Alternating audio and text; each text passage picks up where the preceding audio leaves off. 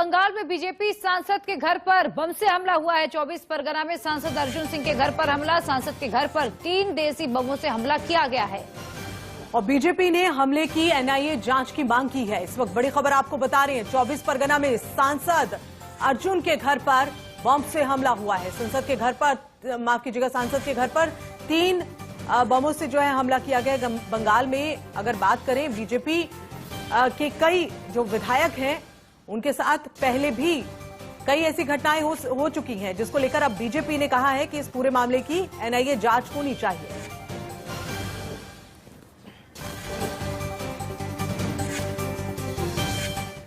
और वहीं करनाल में मिनी सचिवालय के बाहर जमे हैं किसान। हजारों की संख्या में किसानों ने डेरा डाला है। इस वक्त बड़ी खबर आपको बता रहे हैं, किसान संयुक्त मोर्चा का मिनी सचिवालय पर धरना चल रहा है। प्रशासन से बातचीत फेल हो गई है, जिसके बाद किसानों ने यह धरना दिया। बिल्कुल, करनाल समेत 5 ऐसे जिले हैं जहां पर आज भी इंटरनेट सेवा बंद कर दी गई है। तमाम इलाकों में धारा 144 लगाई गई है।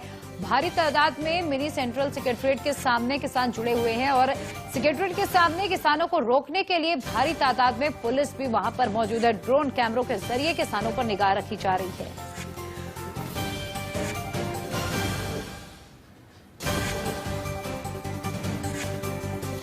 तो करनाल में आखिर किसानों का प्लान है क्या? इस पर किसान नेता राकेश टिकैत और गुरु नाम सिंह चढ़ूनी का क्या कुछ कहना है, पहले आपको वो सुनवा दें।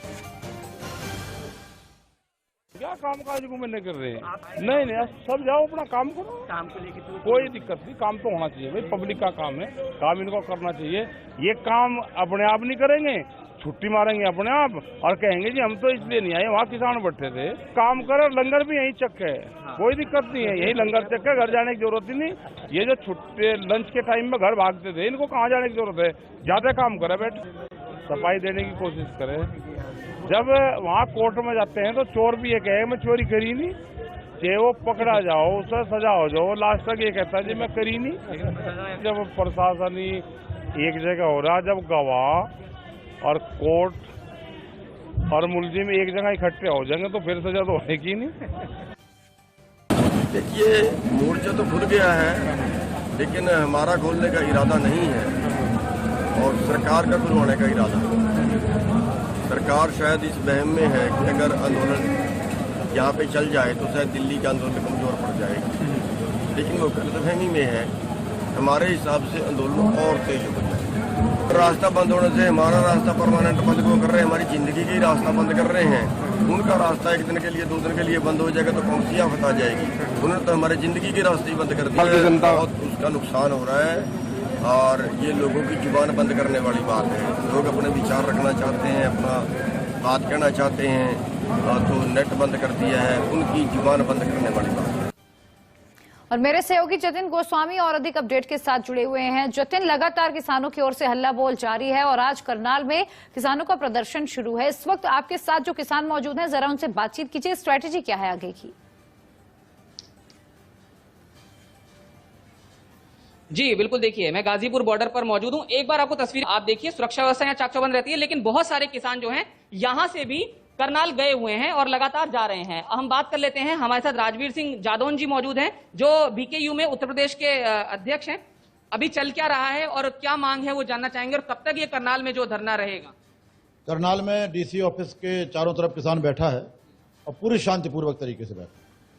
आंदोलनकारियों ने साबित किया है कि हम शांतिप्रिय तरीके से आंदोलन करने वाले लोग हैं, वहां का प्रशासन ही दखल देता है। कल से आप देख रहे हैं इतना बड़ी भीड़, इतना सब कुछ मार्च पास्ट हुआ, सब कुछ हुआ, लेकिन कहीं कोई बात हुई नहीं। वहां पर सबसे बड़ी मांग एक ये है कि जो आईएएस अधिकारी हैं सिन्हा साहब, इनके लिए हम लोग चाह रहे हैं कि उनको सस्पेंड किया जाए, इनके खिलाफ एफआईआर लिखी जाए। लेकिन प्रशासन और शासन वहां का कह रहा है कि हम जांच करेंगे। भाई, शासन के आदेश से ही आईएएस अधिकारी काम करता है।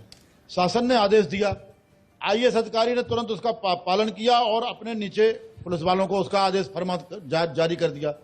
पुलिस वालों ने अपने अधिकारी का आदेश पालन करके किसानों के सर फोड़ करके, जो वो चाह रहा था ना कि यहाँ से जो भी किसान निकले सर फूटा हुआ निकले, उस अधिकारी के सामने से सर फोड़ के निकले। अभी कब तक ये धरना जो है लगता है चलेगा?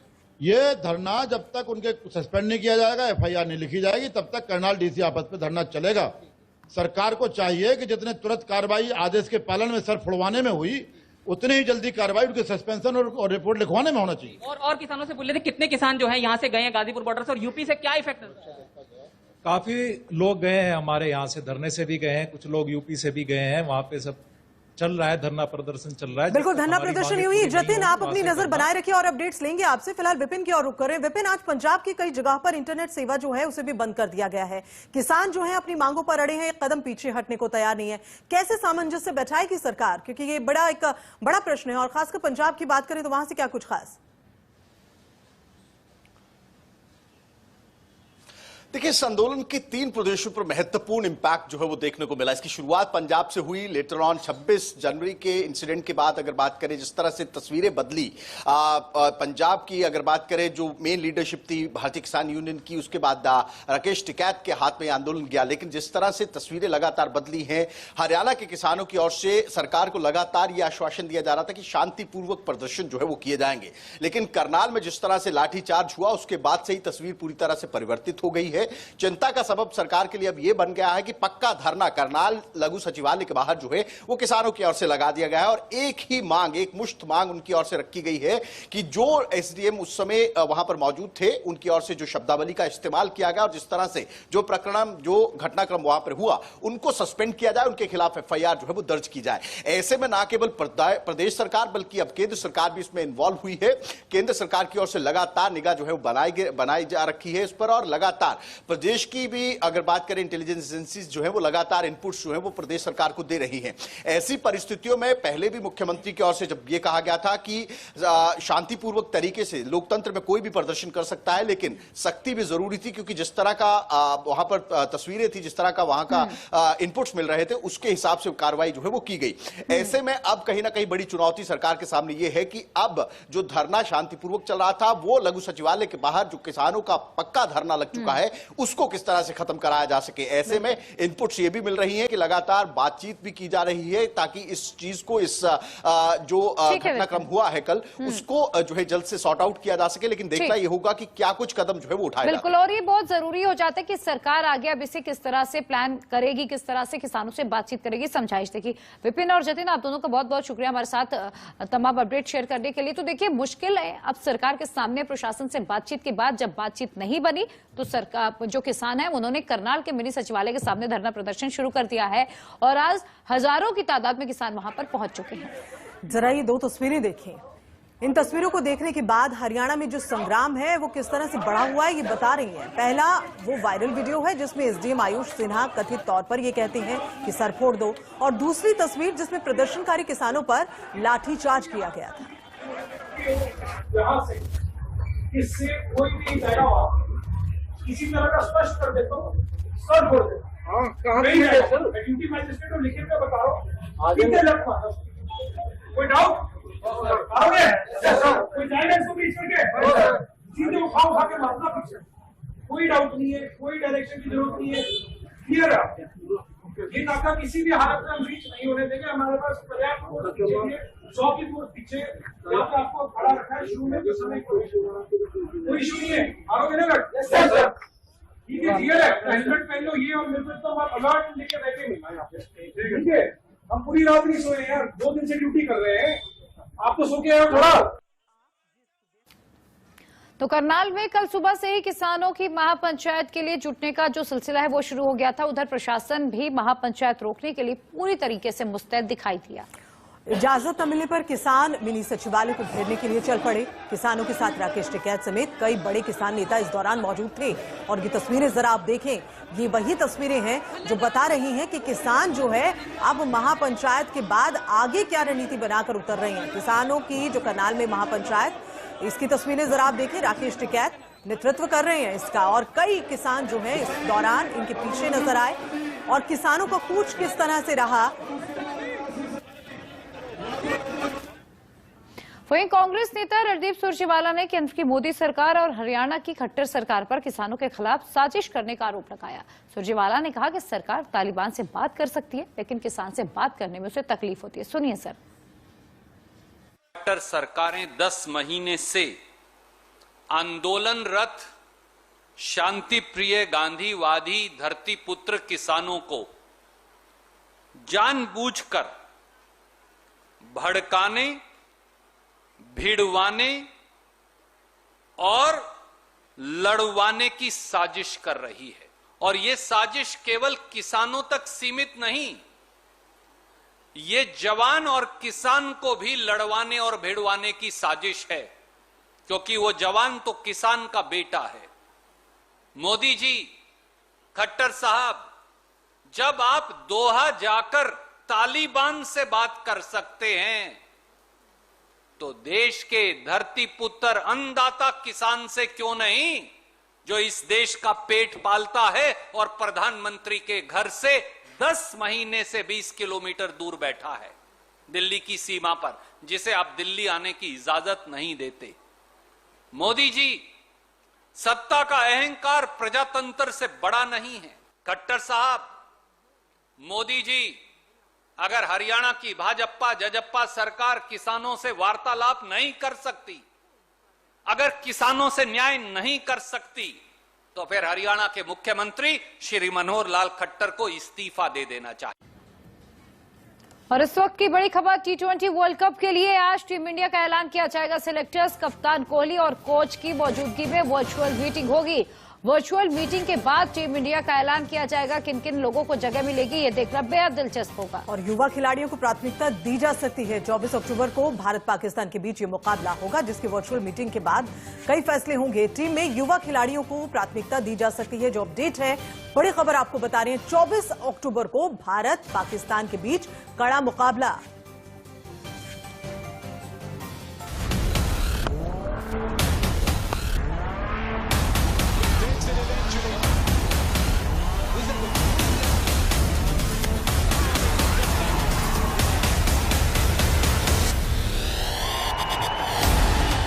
शुरू हो चुकी है उल्टी गिनती।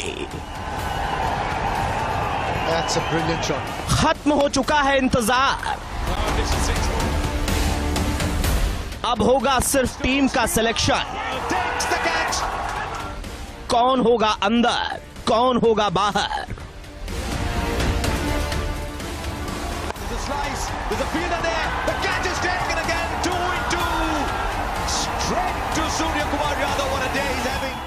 अब सिर्फ 15 चुने जाएंगे। अब तो सीधा वर्ल्ड कप का टिकट कटेगा। इसलिए इंडिया न्यूज पर आज फैंस अपने 15 खिलाड़ी चुनेंगे। इसीलिए सिलेक्टर से पहले आप सिलेक्टर बनेंगे। आपकी चुनी टीम आज पूरी दुनिया देखेगी। आज इंडिया न्यूज पर फैंस का सर्वे आपके सामने है। फैंस ने जिन 15 खिलाड़ियों को टीम में चुना है वो इस तरह हैं: रोहित शर्मा, केएल राहुल, कप्तान विराट कोहली, सूर्य कुमार यादव, ईशान किशन, विकेटकीपर ऋषभ पंत, हार्दिक पांड्या, रविंद्र जडेजा, दीपक चाहर, यजुवेंद्र चहल, जसप्रीत बुमराह, मोहम्मद सिराज, राहुल चहर, शार्दुल ठाकुर और अक्षर पटेल। तो ये हैं फैंस के बेस्ट 15 खिलाड़ी। तो ये हैं भारतीय फैंस की वर्ल्ड कप की टीम, जिसमें कई चौंकाने वाले नाम शामिल हैं, जिन्हें दिग्गजों ने अपनी टीम में जगह दी है। फैंस की टीम में श्रीलंका में T20 के कप्तान बनकर गए शिखर धवन, उप कप्तान भुवनेश्वर कुमार, तेज गेंदबाज मोहम्मद शमी, वॉशिंगटन सुंदर, कुलदीप यादव जैसे बड़े नामों को जगह नहीं दी है। ये कुछ चौंकाने वाले हैं, जिसकी उम्मीद शायद हर कोई कर रहा होगा, लेकिन फैंस ने जो टीम चुनी है उसमें बैलेंस ज्यादा नजर आ रहा है। सिर्फ नाम के हिसाब से नहीं, फैंस ने काम के आधार पर अपनी टीम चुनी है।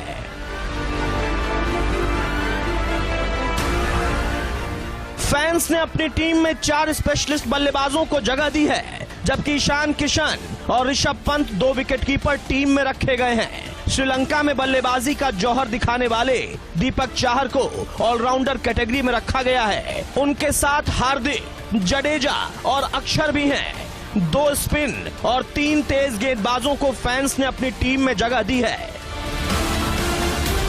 साफ है कि फैंस ने बड़ा नाप तोलकर पिछला प्रदर्शन देखकर ही अपनी टीम चुनी है, और शायद सिलेक्टर्स को भी इस टीम से थोड़ी मदद मिल जाए। राहुल का ध्यान, इंडिया न्यूज।